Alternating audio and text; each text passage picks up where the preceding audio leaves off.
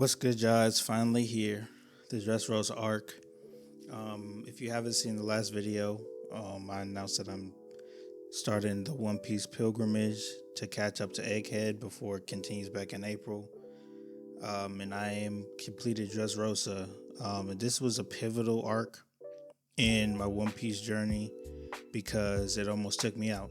I really almost completely dropped the show, knowingly and unknowingly at the same time, like subconsciously. Like subconsciously, I was like, I don't know if I'm coming back.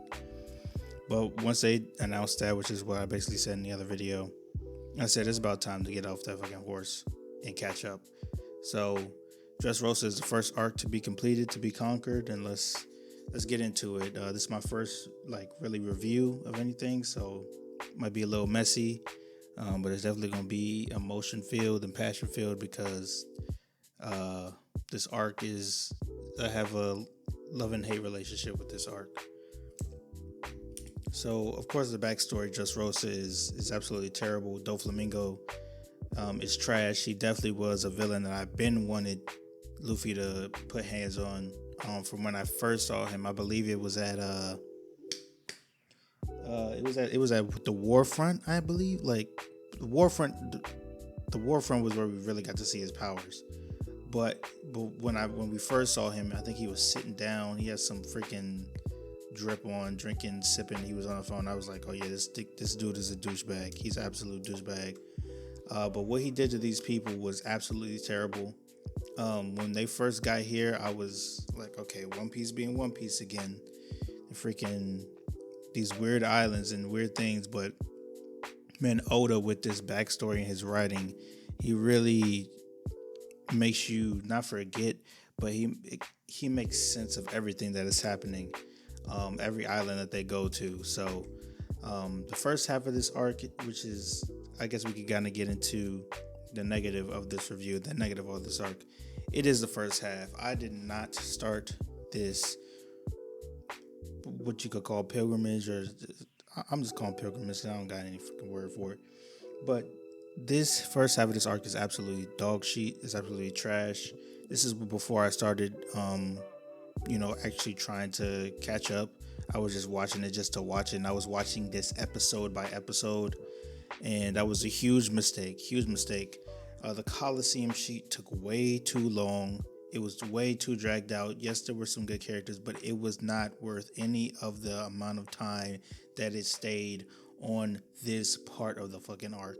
And this is where I almost dropped it. What saved it to have me almost kind of come back in a way was a character returning, which is later on in this slideshow, which was huge. But this right here as well, Fujitora, Doflamingo. I'll get into Fujitora a little bit later and him as a character, but the whole switch up with them having to really just run and get Caesar up out of there was very nice, and it was a good twist. Then we also got to see the Tontadas and how they were a great addition to this arc. But again, this gladiator sheet dragged on way too fucking long. This is none of the. I guess there's really nothing to say about it. I'm glad that I started watching One Piece when there's One Piece, because I don't really believe I would not have continued One Piece if there wasn't, because it literally took everything out of me to watch episode by episode.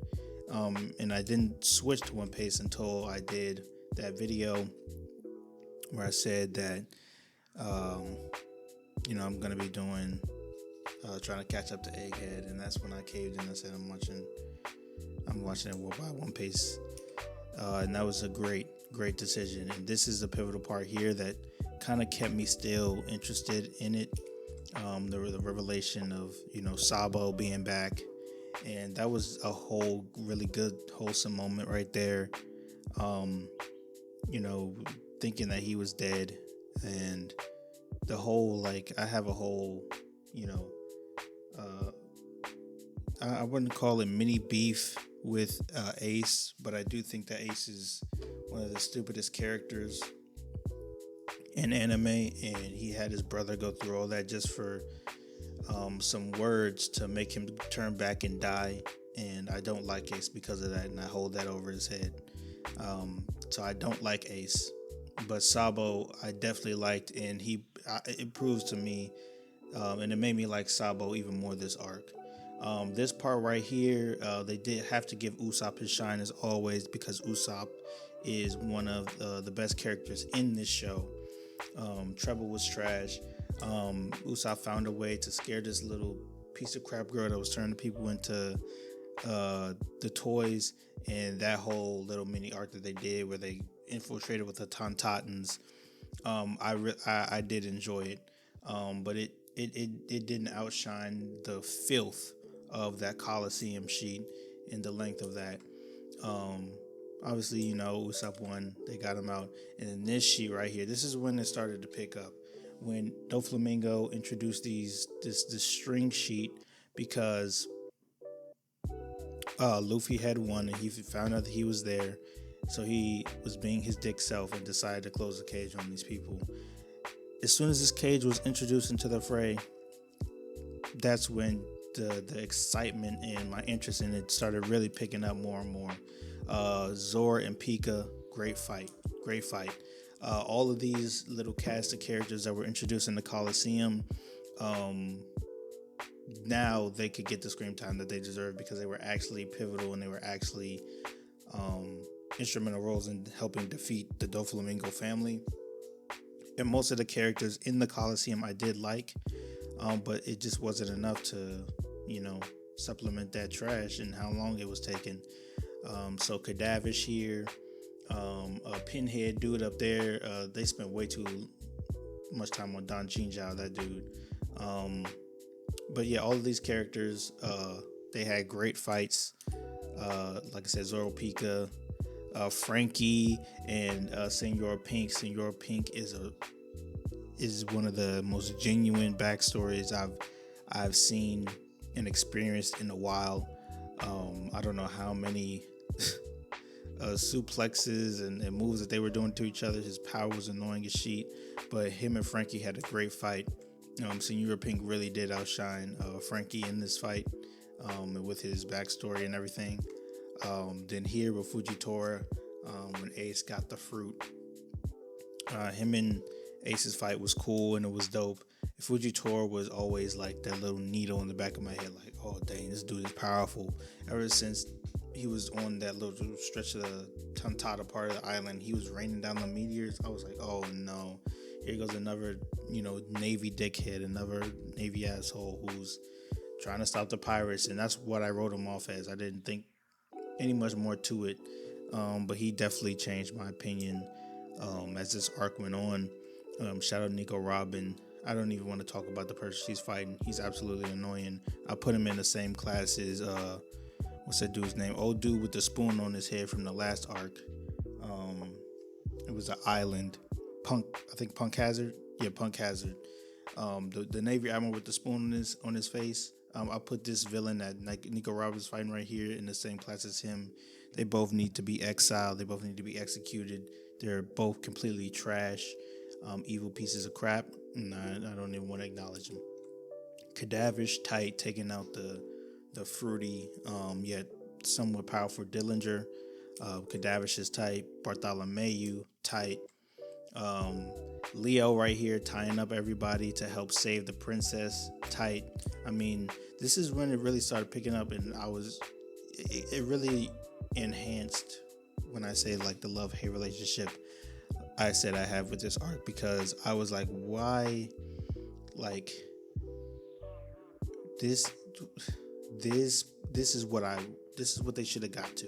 That Coliseum sheet should have been at least 10 episodes, at the least. They did not need to take any more time than they did on that, and I guess that's a product of watching it after the fact. But it doesn't change my opinion, and it doesn't, excuse the trashness of how that sheet dragged on. That it really made me almost dropped the story of One Piece altogether. That's a huge L, and it's a huge failure for Toei. So they gotta hold that. Hopefully, it's getting better. As these arcs go. But the remake is coming out, and they're doing. I think they're remaking the arc as well. So I'm looking forward to those. But One Piece so far is getting me right. It's getting me right. Um, the backstory here with Law that they went into in Doflamingo was very, very sad, very, very emotional. Corazon, great character, absolutely great character. Corazon's backstory and Law's backstory and Doflamingo's back, they gave that the necessary amount of time that it needed. That is what deserved, what I felt deserved the amount of time it was given. It was perfect. It was like it had been like seven or eight episodes, just the backstory alone, and it deserved every single second in those episodes. Corazon is a great character. Law, it made me connect to a Law who I really just looked at as a cool person. I didn't really feel no connection to him. I really didn't care about Law at all, if I'm being completely honest with you. I just thought he had a cool ability, and I really, didn't even want to see him anymore after this arc. But this backstory made me want to see more Law, and it made me understand that, you know, the the the, the front that Law puts on, it's really not who he is. He really is Corazon, in his heart of hearts, and he really has a good heart down underneath all the poker faces and everything like that. So it made me feel more connected to Law and want to see where his story goes, and also knowing that he has D in his name as well. Um, uh, it kept the intrigue there, and you know, this was a good backstory. This was a good backstory. And making him eat the fruit. Right here, Luffy fighting Bellamy. Um, Bellamy was a welcome surprise in this arc. I thought Bellamy was done over at Jaya, and we were never going to hear from him again. But the way Oda brought him back in this arc was very clever, very smart, trying to reclaim that glory, getting under that freaking Doflamingo wing. Anybody who gets under Doflamingo wing and expects good results is stupid. And, Bellamy definitely got what he deserved here, getting his butt whooped by Luffy. That string sheet is OP. And now we could get to the good part, the best part of this arc, which is this Doflamingo fight with Luffy and Law. For a second there, I really thought Law was gone. The show had me. I thought he was cooked. The amount of bullets that he unloaded into Law was, I was like, oh dang, he could be really cooked, even though I didn't believe like all the supposed deaths in the show I really don't believe any of them except for that Goldie Roger one in the very beginning, because it's a kid's show and most of the people seem to survive. But in that moment, I really believed that Law was cooked. And I would add video clips here, but I'm not really trying to get into a battle with Toei, so that's why I'm using pictures. But this was fire, and this was the decisive blow that got Luffy the victory at the end of the day. And then the reveal of this right here, Gear 4. When I first saw it, I was like, I was kind of taken aback because of the bouncing. He was bouncing, and I was like, this, what the freak is going on here? But the form itself, I thought was absolutely fire. I love the design. I love how it gets bigger. I love, what was that like hulking, like fist stance that he was doing while he was bouncing? I was like, that looks absolutely fire. It's a very fire design. Gear 4 is fire. And this is when he started fucking up Doflamingo, and I was smiling ear to ear. I was cheering. I was just screaming at the screen. You can see it on Patreon. I have all the Dressrosa episodes from where I left off all the way up to the end of it. This fight was absolutely amazing. I don't even want to talk about Burgess.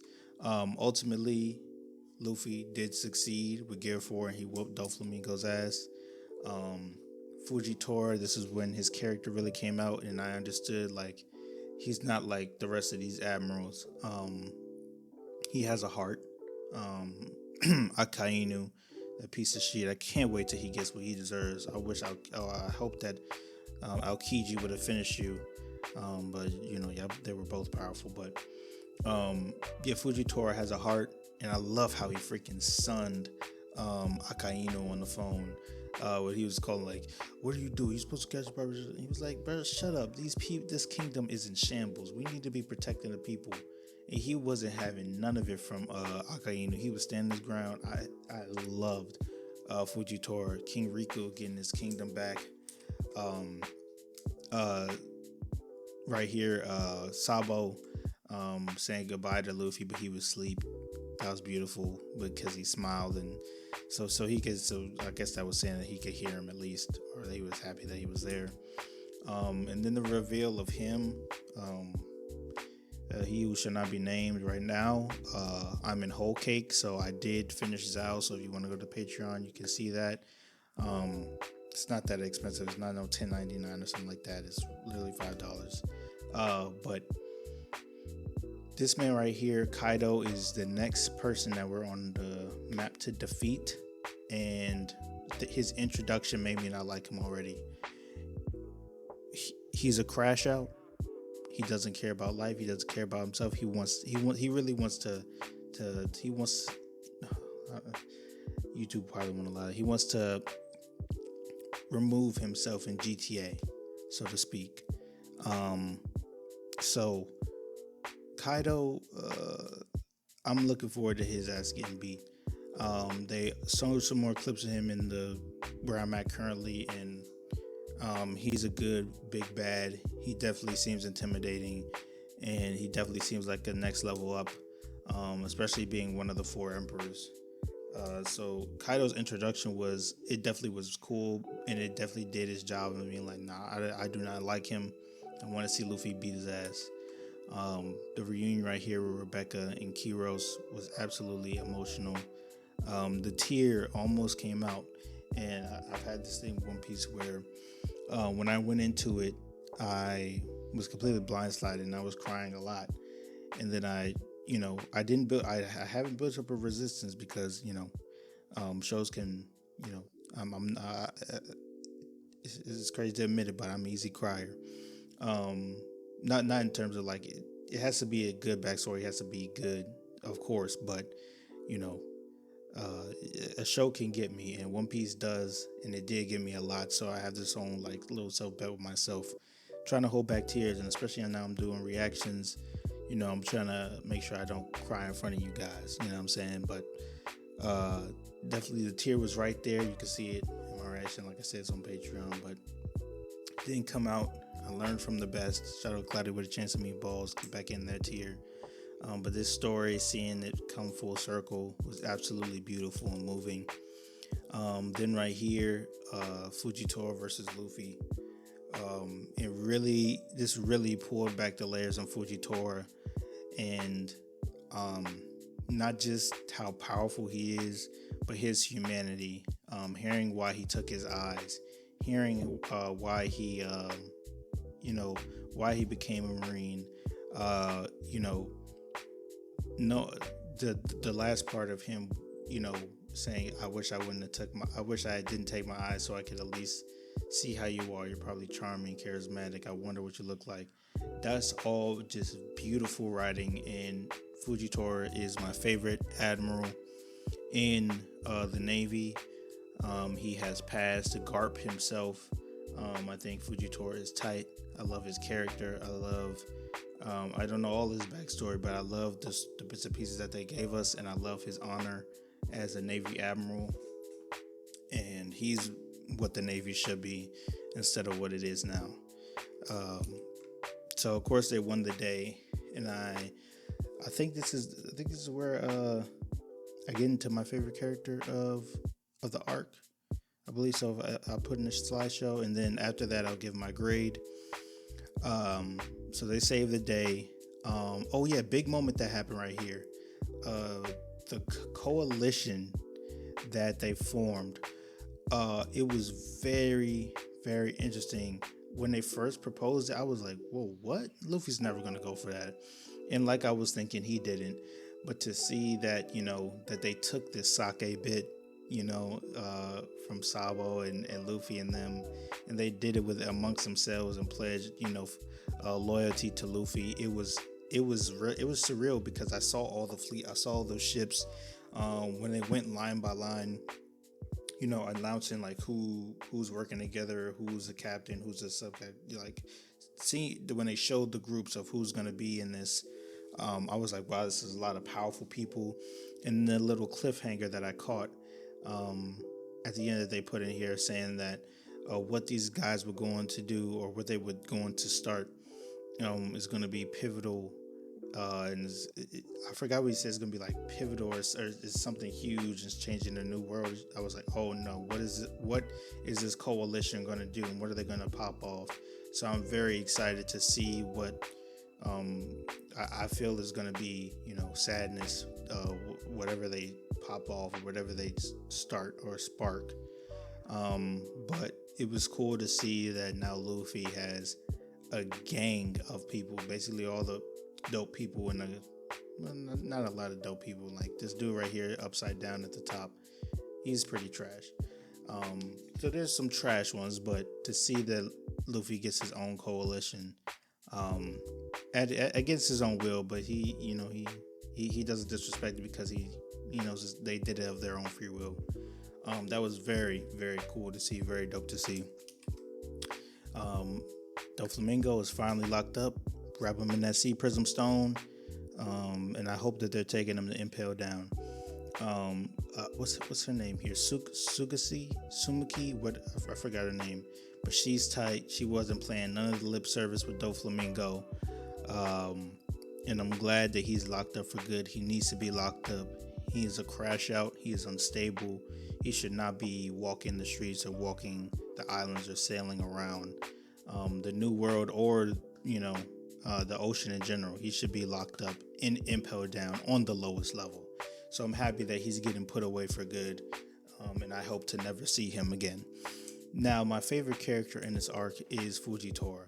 I went into a little bit before, but he is the definition of what an admiral should be, and I think I like him because I believe that's if I was admiral, I would be like him. Now, that made me laughing. There may be jokes. When they say, "Oh, you think you're a powerful Fujitora?" Look at this as a cartoon. I'm talking about the character of Fujitora. He dislikes pirates. He wants to stop pirates.